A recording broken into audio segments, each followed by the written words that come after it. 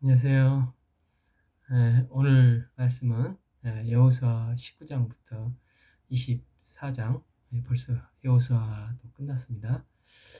그 요절 말씀은 24장 15절, 만일 여호와를 섬기는 것이 너희에게 좋지 않게 보이거든 너희 조상들이 강 저쪽에서 섬기던 신들이든지 또는 너희가 거주하는 땅에 있는 아모리 족속의 신들이든지 너희가 섬길 자를 오늘 택하라. 나는 나와 내 집은 여호와를 섬기겠노라. 20장에서 도피성을 이제 정하게 됩니다.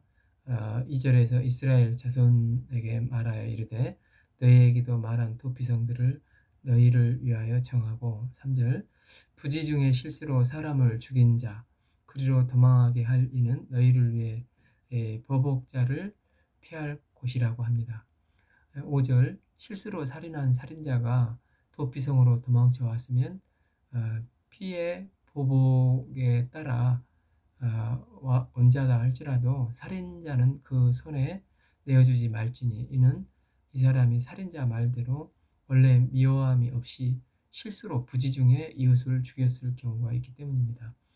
그래서 이제 6절에서 그 살인자는 회중 앞에 서서 재판을 받고 고의로 했을 경우는 사형에 처하지만, 정말 그 사람 말대로 실수로 부지 중에 살인했을 경우에는 당대 제사장이 살아있을 때까지는 도피성에 거하게 하는, 하고 또 제사장이 죽으면 자기 집으로 돌아가게 하는 인권을 중요시하는 제도라고 할 수가 있습니다.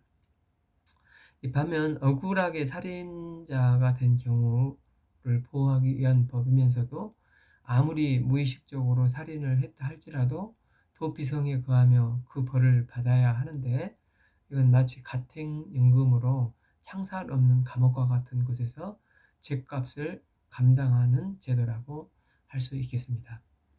하나님께서 이 도피성을 6군데에 지정하라 하셨는데, 7절에 이제 납달리 산지 갈릴리, 게데스 에브라임, 에브라임 산지의 세겜, 유다 산지의 기럇 아르바 곧 헤브론, 또 8절에 여리고의 동쪽 요단 저쪽 르벤 지파 중에서 평지 광야 베셀, 갓 지파 중에서 길르앗 라못, 또 므낫세 지파 중에서 골란, 이렇게 6군데로 구분을 했습니다. 21장에서 12지파가 다 이제 분배됐는데 아직까지 땅을 분배받지 못한 지파가 레위 지파입니다. 그래서 이제 레위 지파에게도 땅 이제 거주할 곳을 분배합니다.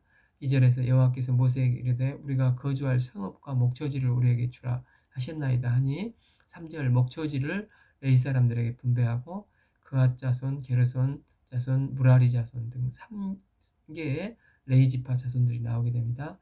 4절 여기에는 이제 그앗 가문으로 따로 나오는데 13개의 성읍을 받고, 6절에 나머지 그앗 자손이 10개의 성읍, 6절에 게르손 자손이 13개 성읍을 받고, 그래서 이제 무라리 자손이 12개 성읍을 받습니다.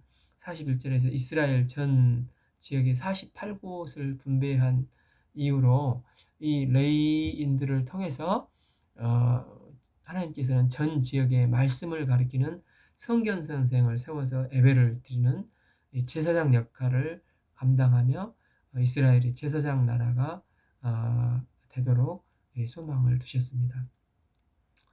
43절에 그 여호와께서 이스라엘 조상들에게 맹세하여 주리라 한 온 땅을 이와 같이 이스라엘에게 다 주셨으므로, 44절 여호와께서 그들에게 모든 원수를 그들의 손에 넘겨주셨음이라. 45절 말씀이 하나도 남음이 없이 다 응하였더라. 여기 계속 이제 과거형으로 나오죠. 이게 그런데 실제 아직 다 점령을 하지 못했습니다. 그러니까 실제로 이미 정복된 땅이 분배된 것이 아니라 너희에게 분배해 놓을 테니 너희가 가서 믿음으로 점령하라, 이런 의미가 있다 했습니다. 이것은 이제 여호수아와 또 그와 함께 있었던 공동체에 대한 믿음이라고 할 수 있습니다. 아직 현실은 아직도 계속 싸워 나가야 하고 일이 태산같이 많이 있을지라도 싸움은 하나님께 속해 있다는 것을 믿고 다 주셨음을 믿고 믿음으로 이렇게 고백하고 나가라는 것입니다. 22장에서 이제 땅 분배가 다 끝났으니까 동쪽 두 개 반 지파, 즉 르벤 지파, 므낫세 지파, 므낫세 반 지파, 갓 지파 이들이 이제 이들에게 돌아가라고 합니다. 2절 내가 너희에게 명령한 이 모든 일에 너희가 내 말에 순종하여 3절 오늘까지 오직 너희의 하나님 여호와께서 명령하신 그 책임을 지키도다. 4절 그런즉 이제 너희는 여호와 하나님 여호와의 종 모세가 요단 저쪽에서 너희에게 준 소유지로 가서 너희의 장막으로 돌아가되 말씀하고 있습니다. 단서는 뭐냐면 5절 오직 여호와의 종 모세가 명령한 명령과 율법을 반드시 행하여 너희 하나님 여호와를 사랑하고 그의 모든 길로 행하며 그의 계명을 지켜 그에게 친근히 하고 너의 마음을 다하여 성품을 다하여 그를 섬길지니라 말씀하십니다. 그러니까 율법을 행하는 것의 목적은 하나님을 사랑하는 것입니다. 그리고 그의 모든 길로 행하며 그의 계명을 지켜 그에게 친근히 하고 즉 하나님께 가까이 하는 게 목적입니다. 7절에서 그렇게 여호수아가 동쪽으로 가는 지파들을 축복하여 돌려보내고 8절에서 탈취한 것들을 너희 형제 자매들에게 함께 나누도록 하고 9절 모세에게 명령하신 대로 그들의 소유지로 길르앗으로 이제 돌아가게 됩니다. 10절 동쪽 지파가 요단 이제 언덕가에 이르러서 르우벤 지파, 갓 지파, 므낫세의 반 지파가 그곳에 이제 제단을 쌓았습니다. 11절 그러니까 이제 이스라엘 나머지 사람들이 이것을 보고 크게 오해를 하게 됩니다. 큰일 났다. 제단은 성막이 있는 실로에만 쌓는 것인데 큰일 났다 이렇게 말을 합니다. 12절에서 나머지 온 지파가 이제 실로에 모여서 그들과 싸우려고 연합군을 결성을 합니다. 내전에 이제 위기가 발생했죠. 13절에서 그런데 이제 제사장 엘르알살의 아들 비느하스가 10개 지파를 이끌고 찾아가서 16절 너희가 어찌하여 이스라엘 하나님께 범죄하여 오늘 여호와를 따르는 데서 돌아서서 너희를 위하여 제단을 쌓아 너희가 오늘 여호와께 거역하고 하느냐 하고 동편으로 가는 지파들을 이렇게 책망을 합니다. 17절 이 부활의 제약으로 온 회중에서 제약이 너희가 오늘 모든 제약을 쌓으면 이제 18절 내일 여호와께서 우리 모두에게 진노하시리라. 19절 다른 제단으로 여호와를 거역하지 말라 이제 하며 우리에게도 거역하지 말라 이렇게 말씀을 하고 있습니다. 이 부활의 제약은 비느하스가 시딤 사건 때 하나님의 분노를 가지고 이스라엘 지도자들을 중에 대표적으로 음행하는 자를 응징하여 이스라엘 백성을 지켜냈던 사건입니다. 그러니까 21절에서 르우벤 지파 이제 그 갓 지파 므낫세 반 지파가 펄쩍 뛰면서 아니다 이건 오해다 그게 아니고 하면서 23절에서 우리가 제단을 쌓는 것이 돌이켜 여호와를 따르지 아니함이 아니고 만일 그 제단을 그 제물에 드리려 함이었거든 여호와께서 우리를 벌하소서 하면서 이제 여기다 표시만 해놓으려고 한 것이고 이제 해명을 합니다. 우리가 이제 나중에 요단 동쪽으로 건너간 후에 시간이 오래 흐르면 우리 자손들과 너희 자손들 사이에 강으로 이렇게 갈라져 있으니까 혹시 같은 민족이 아니야 할지도 모르기 때문에 26절에서 우리가 말하기를 우리가 이제 한 제단을 쌓기를 준비하자.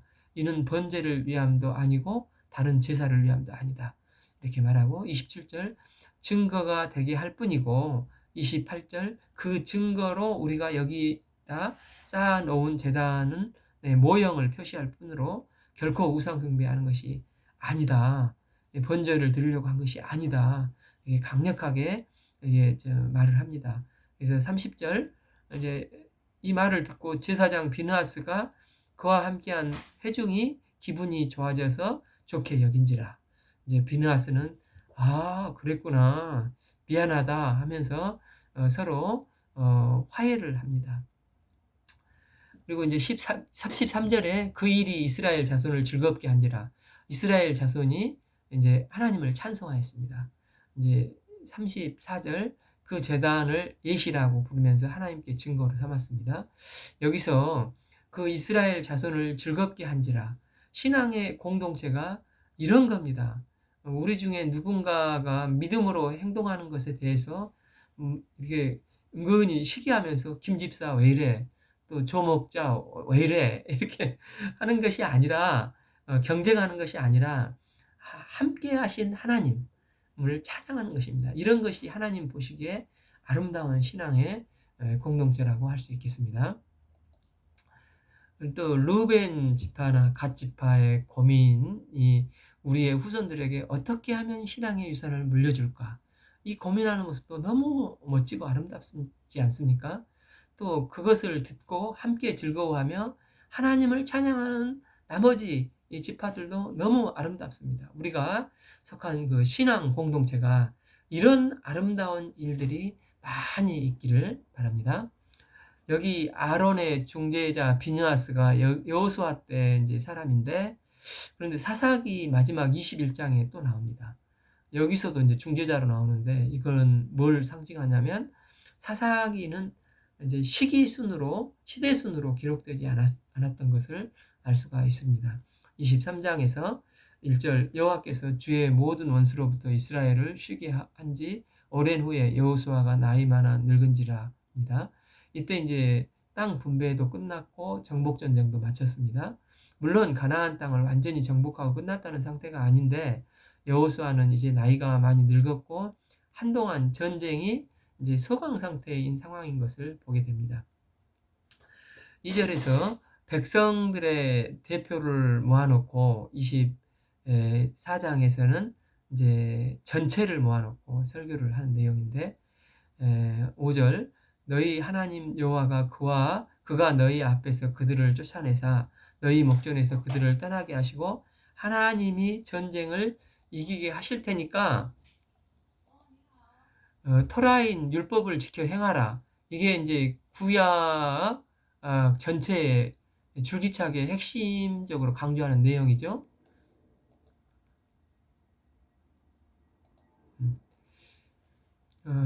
반면에 그런 구약의 결론은 무엇이었습니까?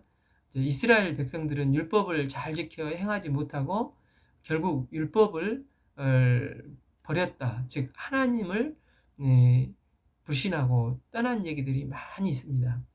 이런 그 바탕 위에 우리가 이제 신약을 읽을 때 예수님께서 등장하시자마자 첫 말씀이 뭡니까? 이제 마가복음 1장 15절 때가 찼고 하나님 나라가 가까웠으니 회개하고 복음을 믿으라. 이 말씀은 이제 구약이 그토록 강조했던 하나님이 통치하시고 다스리는 율법이 이루어지는 세상이 드디어 이제야 비로소 가까이 왔다는 것입니다. 다만 율법이 문자적으로 이루어져서 음식규례나 이런 것들을 지켜지는 그런 세상이라는 것이 아니라 그건 이제 바리새인들이 율법을 해석하는 방식이었고 예수님께서 율법을 해석하시는데 율법을 통해서 보여주시는 하나님의 뜻이 완성되는 세상인 것입니다. 그래서 바리새인들은 예수님께 이자가 율법을 폐한다 이렇게 비난했지만 예수님께서 마태복음 15장 17절에서 내가 율법을 폐하러 온 줄로 생각하지 말라. 폐하러 온 것이 아니라 율법을 완전하게 하려 오셨다고 말씀하십니다. 즉 예수님은 구약의 율법을 완성하러 오셨습니다. 6절에서 그러므로 너희는 크게 힘써 모세의 율법책에 기록된 것을 다 지켜 행하라. 이것을 떠나 우로나 자로나 치우치지 말라. 즉 하나님이 가르쳐 주신 율법의 말씀은 길을 떠나지 말라는 것입니다. 자로나 우로나 치우치지 않는 옳은 길이 무엇입니까? 모세의 율법책에 기록된 것을 다 지켜 행하는 것입니다. 이것을 떠나 우러나 좌로나 치우치지 말라고 하십니다. 우리가 이제 지난번에도 말씀드렸듯이 유대인들은 구약을 토라, 즉 모세오경의 율법과 네빔, 즉 선지자서, 케투빔, 시편서 이렇게 세 권으로 크게 챕터를 나눈다고 했습니다. 그 중에 그 선지자, 즉 네빔의 시작은 여호수아 1장이고 시가서, 즉 케투빔의 시작은 시편 1편인데 둘 다 전부 율법을 죄하로 묵상하고 우러나 좌로나 치우치지 말라 하는 말씀인데, 여기서 또 여호수아 23장에서 같은 말씀을 하고 계십니다. 이것은 하나님께서 율법을 주신 본래의 목적이 이제 그 예수님을 통해서 이제 해서 완성을 하시는데, 이게 원래 주신 목적, 궁극적인 목적은 하나님과 바른 관계성, 회복이 목적이었습니다. 예수님은 이제 요한복음 9장 19장 30절에서 십자가상에서 죽으시면서 율법의 요구를 완성하시고 다 이루었다 이렇게 말씀을 하시죠.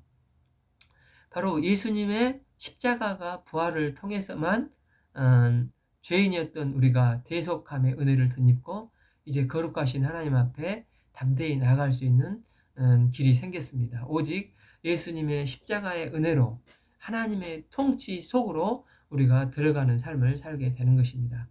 구약에서는 그토록 강조해도 죄악된 인간의 노력으로는 도저히 들어갈 수가 없었습니다. 그러나 이제 하나님이 완전 하신 그 뜻 가운데 율법의 완성이 되는 그 길이 예수님의 십자가를 통해서 열리게 된 것입니다. 이제 누구든지 이 예수님의 십자가와 부활을 믿는 자에게는 주님의 크신 은혜로 말미암아 성령님의 도우심으로 말미암아 아무도 결코 멸망치 않고 영생을 얻을 수 있는 새롭고 산 길이 열리게 되었습니다.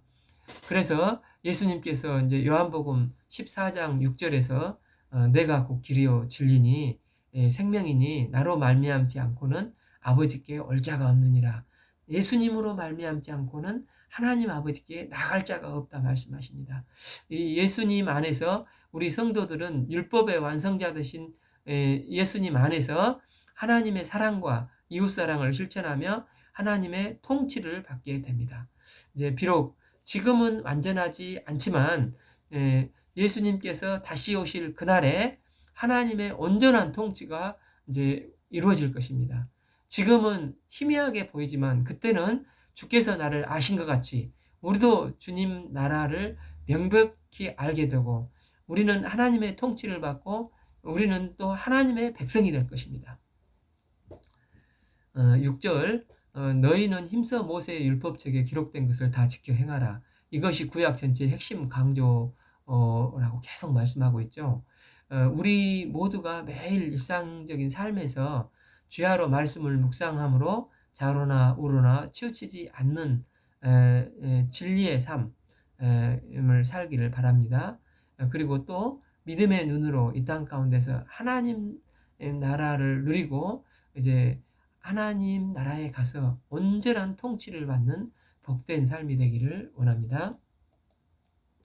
7절에서 그러면 이것의 반대가 무엇인가? 너희 중에 남아있는 이민족들이 들어가지 말라. 그들의 신들의 이름을 부르지 말라. 그것들을 가리켜 맹세하지 말라. 또 그것들을 섬겨서 그들에게 절하지 말라. 이스라엘이 구약에서 보면 왜 자꾸 하나님을 떠나서 우상 숭배에 막 나갑니까?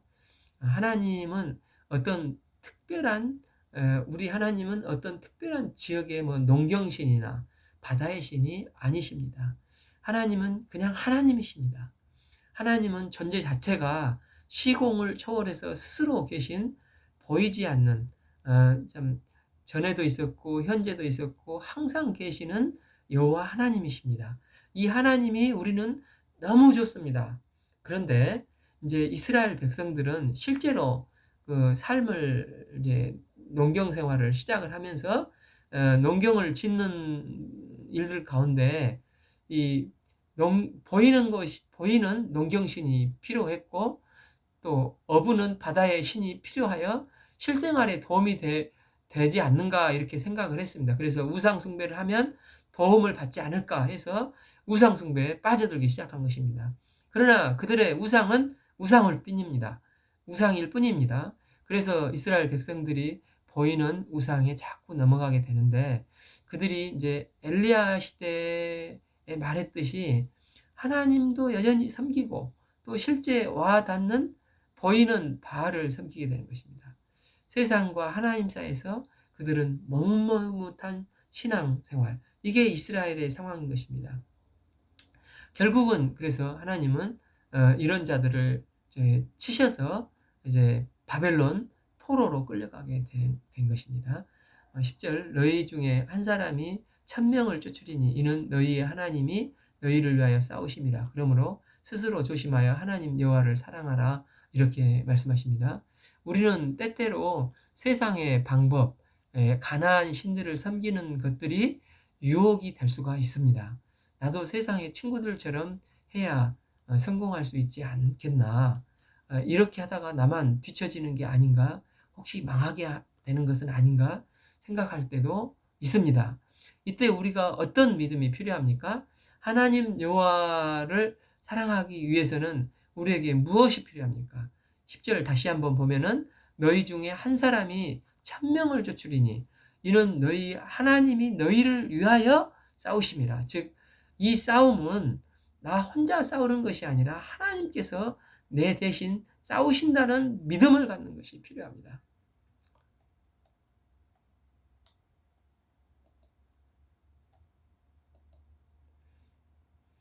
이런 믿음이 있어야 됩니다. 내 대신 싸우시는 하나님에 대한 믿음이 있어야 우리가 세상의 유혹을 이겨내고 하나님을 사랑하고 하나님만을 따를 수가 있습니다. 우리는 보통 사람이 아닙니다. 우리 믿는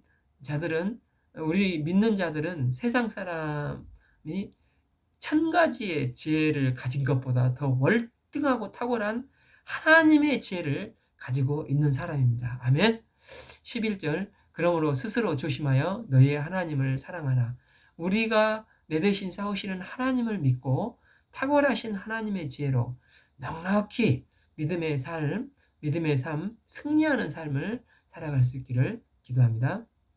이렇게 이제 여호수아가 인생의 마지막에서 이제 백성들을 걱정하는 그 마음이 아주 넘쳐나는데, 14절에서도 오라 나는 오늘 온 세상이 가는 길로 가려니와 나이가 들었으니 이제 죽게 된다. 너희의 하나님 여호와께서는 너희에게 대하여 말씀하신 모든 선한 말씀이 하나도 틀리지 아니하고 다 너희에게 응하여 그 중에 하나도 어김없음을 너희 모든 사람은 마음과 뜻으로 아는 바라. 이렇게 말합니다. 그러니까 인격적으로 너희들도 하나님을 체험하지 않았느냐, 그렇게 말합니다. 여호수아는 자신이 죽는 것에 대해서 그렇게 한탄하지 않습니다. 이거 모든 사람이 결국 가는 길이기 때문입니다. 예수님의 보혈의 피로 구원받은 우리도 언젠가 때가 되면 다 죽어 하나님 나라에 가게 됩니다. 우리가 구원받은 게 얼마나 감사한 일입니까? 우리가 이제 그렇기 때문에 우리는 죽음을 결코 두려워하거나 또한 외로워할 필요가 없습니다. 우리는 사는 날 동안 이 땅 가운데서 죽어가는 생명들을 주님께 인도하고 또 66권 성경 율법의 말씀을 묵상하고 듣고 읽다가 어느 날 병상에서 죽어 주님의 품에 안기면 되는 것입니다. 그때 우리의 고백이 하나님 여호와께서 나에게 하신 모든 선한 말씀이 하나도 틀리지 아니하고 어김이 없었음을 고백하며 주님의 품에 안기기를 기도합니다. 15절, 너희의 하나님 여호와께서 너희에게 말씀하신 모든 선한 말씀이 너희에게 임한 것 같이 여호와께서 모든 불길한 말씀도 너희에게 임하게 하사 너희 하나님 여호와께서 너희에게 이 아름다운 땅에서 너희를 멸절하게까지 하실 것이라. 즉 주님을 떠난다면 안 좋은 말씀도 좋은 말씀처럼 이루어진다는 것입니다.